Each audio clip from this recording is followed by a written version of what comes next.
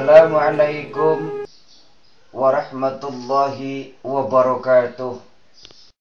Alhamdulillahi rabbil alamin. Wabihi nasta'inu ala umuri dunya waddin. Wa ala alihi wa sahbihi ajma'in. Amma ba'du. Hadirin kaum muslimin wal muslimat rahimakumullah. Di dalam kehidupan manusia, terutama di dalam kehidupan kita kadang sering melupakan tentang keakhiratan.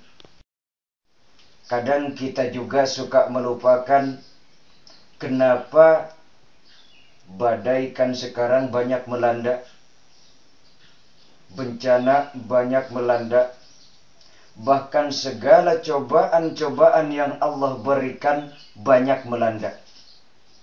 Ini akibat dari apa? Kita mesti mengerti. Ini akibat dari tangan-tangan jahil manusia. Kadang kita suka marah-marah sendiri tanpa mengenal siapa yang menurunkan ujian, cobaan kepada kita. Kata Bang Haji mengatakan, mengapa banjir melanda membawa bencana? Kenapa badai melanda membawa bencana? Tanyakan dirimu, siapa yang mendatangkan badai yang melanda? Siapa yang mendatangkan banjir yang melanda? Itulah Tuhanmu. Sebuah lagu tersebut itu mengatakan kepada kita, siapa yang mendatangkan badai banjir melanda kota kita, banjir melanda dunia kita, itu akibat dari apa? Akibat tangan-tangan kita juga. Contoh, zaman sekarang kita berambisi menjadi seorang pemimpin. Sampai segala hal pun, segala cara pun dilakukan demi tercapainya suatu tujuan menjadi seorang pemimpin. Tapi setelah terpilih, ternyata tidak bisa mengolah kepemimpinannya menjadi kepemimpinan yang adil, kepemimpinan yang bisa diridhoi oleh Allah Subhanahu wa ta'ala, sehingga Allah murka kepada kita. Makanya Bang Haji pun mengatakan, apakah ini akibat kesombongan manusia? Karena sudah merasa menundukkan semesta. Agama cuma di lisan, tak lagi diamalkan. Keimanan pada Tuhan cuma berupa slogan. Sebuah lagu tersebut itu mengumpamakan kepada kita, kenapa bencana-bencana sekarang banyak melanda. Itu tandanya Allah murka. Mungkin saja ini akibat dari kesombongan kita sendiri, kesombongan para pemimpinnya, tidak melihat rakyat yang di bawah yang lagi merana tersiksa karena sikapnya. Coba lihat zaman sekarang, gak usah jauh-jauh, BLT, bantuan langsung tunai. Zaman sekarang banyak ketidakadilan. Contoh, yang benar-benar gak mampu, gak kebagian. Yang benar-benar istilahnya yang masih mampu untuk kerja, bahkan punya segalanya, kok jadi kebagian? Apakah ini yang disebut dengan adil? Halo? Enggak kali. Makanya jadi pemimpin, hei Bapak Presiden, hei Bapak-bapak pejabat, hei Bapak Bupati, dan pejabat-pejabat yang lainnya, coba jadi pemimpin itu jangan hanya duduk berdiam diri saja di negara. Lihat ke bawah, lihat rakyat-rakyatnya. Masih banyak rakyat yang tersiksa merana karena sikap kita. Mungkin jadi pemimpin itu mau menyengsarakan rakyat, atau mungkin menjadi pemimpin itu mau mengadukan rakyat. Cobalah, kalau benar-benar menjadi pemimpin yang adil, kalau pengen benar-benar masuk surga di Allah Subhanahu wa Ta'ala, karena menjadi pemimpin yang adil, coba kalau menjadi pemimpin jangan hanya ambisinya saja pengen jadi pemimpin, sampai segala cara pun dilakukan. Pejabat-pejabat di kampung-kampung juga banyak yang kayak gitu. Seperti kepala desa, camat, bupati, sampai Bapak Presiden pun tidak bisa memimpin menjadi pemimpin yang adil. Na'udzubillah, summa na'udzubillahi min dzalik.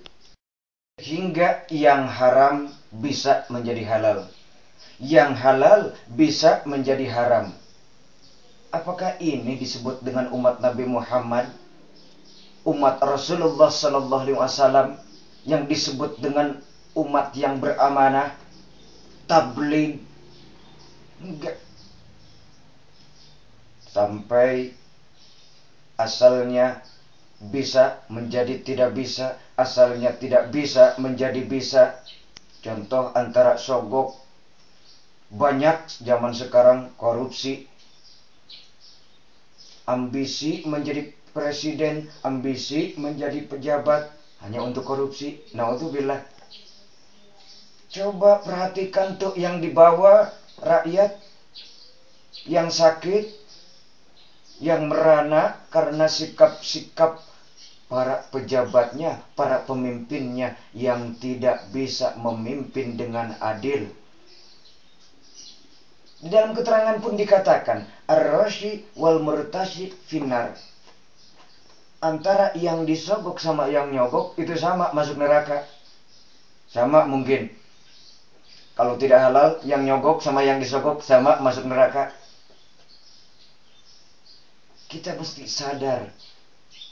Dan kita mesti ingat, kita tidak akan hidup selamanya, men. Bapak Presiden, nanti kalau udah mati, kepejabatanmu, kepresidenanmu tidak akan pernah dibawa. Negara tidak akan pernah dibawa. Emas tidak akan pernah dibawa. Bahkan kursi emas pun tidak akan pernah dibawa kalau kita sudah mati. Mesti sadar, suatu saat kita bakalan mati. Kalau kita sudah mati, nggak bakalan ada yang dibawa. Hanya kain kafan dan kapas. Coba, Bapak Presiden, Allah itu hanya pengen ketakwaannya saja. Bapak-bapak pejabat, presiden, dan pejabat-pejabat yang lainnya yang memimpin negara ini, Allah itu tidak bisa disogok dengan uang, harta, kekayaan kalian. Makanya mesti sadar, kullu nafsin dha'iqatul maut. Setiap diri yang bernyawa itu bakalan merasakan mati. Makanya kita mesti ingat sama mati. Kalau sudah di dalam kubur, siapa yang bisa menolong? Amal kita. Makanya jangankan dalam Al-Quran dan hadis, bahkan sampai sekarang, sampai band pun banyak mengatakan. Kata Ben Wali mengatakan, ingat mati, ingat sakit, ingatlah saat kau sulit. Ingat-ingat, hidup cuma satu kali. Berapa dosa kau buat, berapa kali maksiat. Ingat-ingat tobat, ingatlah akhirat. cepat ucap astagfirullahaladzim. Makanya cepat kita ucapkan astagfirullahaladzim. Kita banyak melakukan dosa, kita banyak melakukan kesalahan-kesalahan yang telah kita perbuat, sampai kita tidak ingat sama kematian, sampai kita tidak ingat kepada akhirat. Kalau sudah mati, harta, jabatan, bahkan istri pun tidak akan pernah ikut. Katanya, kata peribahasa kan, kita bisa dalam istri itu, dalam istri yang solehah itu, kita bisa saja sehidup semati. Padahal bohong, hanya bullshit belaka. Kalau udah mati, sang suami mati ataupun sang istri mati, sang suami gak bakalan ikut. Tetap mencari yang lain lagi. Betul. Maka dari itu kita mesti ingat sama mati. Ingat sama mati. Jadi kita memperbaharui amal-amal perbuatan kita yang bisa menolong kita ke dalam akhirat. Makanya, hei Bapak Presiden, hei Bapak-bapak pejabat, hei Bapak-bapak pemimpin-pemimpin yang lainnya, janganlah kalian menjadi sombong. Menjadi kepemimpinan jangan sombong. Coba laksanakan kepemimpinan yang baik, sehingga makmur, sehingga adil, sehingga enak ke rakyatnya juga. Insya Allah rakyat akan tentram, damai. Memilihnya pun, memilih kalian menjadi seorang pemimpin, tidak sakit hati, ataupun tidak merasa istilahnya dibohongi oleh kalian semuanya. Makanya kalau kita tidak ingin bencana-bencana yang Allah berikan, ujian, cobaan yang Allah berikan, sampai tsunami, ataupun badai, ataupun gempa, itu murka Allah. Kita mesti sadar. Introspeksi diri dong men. Kita mesti sadar. Mungkin itu atas perilaku kita juga. Sampai itu, lihat Bapak Presiden, maksiat masih bergelimangan di pinggir-pinggir jalan lagi. Apakah mau tetap saja dibiarin? Mentang-mentang minta surat izin, mau mengadakan warung nggak senonoh. Mentang-mentang dikasih uang seperti tadi, sogok, menyogok, suap, menyuap, padahal semua bakal masuk neraka. Coba, itu kan maksiat. Bagaimana Allah gak marah? Maksiat men. Awas. Kita mesti sadar, ingat akan mati. Hidup ini hanya sementara. Kita hanya nengok saja. Kalau udah itu mati, is dead. Maka dari itu banyaklah beristighfar. Hei Bapak Presiden, hei Bapak pejabat, yuk kita sama-sama rapatkan barisan untuk menuju Indonesia yang bagus, untuk menuju Indonesia yang merdeka, benar-benar merdeka, sampai rakyatnya pun enak, hidupnya enak, damai. Meskipun hidup hanya pas-pasan, kalau pemimpinnya pada adil, enak.